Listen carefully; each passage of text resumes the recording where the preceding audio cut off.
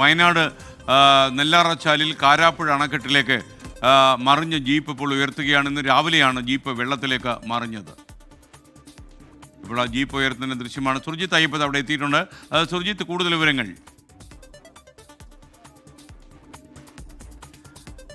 ഒരു ട്രാക്ടർ കെട്ടി വലിച്ചാണ് ഈ ജീപ്പ് ഉയർത്താനുള്ള ശ്രമം ഇപ്പോൾ നടന്നുകൊണ്ടിരിക്കുന്നത്. ഫയർഫോഴ്സ് സ്ഥലത്തെത്തിയിട്ടുണ്ട്. ഇന്ന് രാവിലെയാണ് ഈ ഒരു അപകടം ഉണ്ടായത്. കുറ്റ്യാടി നാദാപുരം സ്വദേശികളാണ് ഈ ജീപ്പുമായി ഇവിടേക്ക് എത്തിയത്. 5 പേർ ഉണ്ടായിരുന്നു.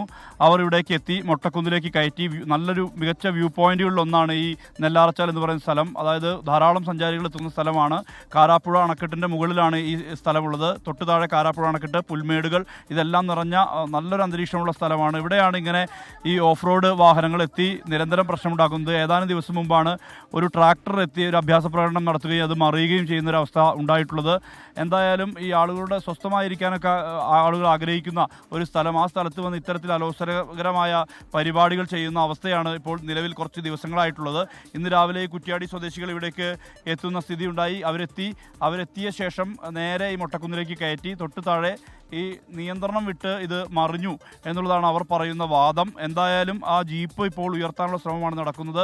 അത് നിയന്ത്രണം വിട്ട് നേരെ താഴേക്ക് ബ്രേക്ക് ലഭിച്ചില്ല എന്നുള്ളതാണ് പറയുന്നത്. ഇന്ന് രാവിലെയാണ് ആളുകൾ ഈ ജീപ്പ് ഇവിടെ ഈ തടാകത്തിൽ കിടക്കുന്നത് കണ്ടത്.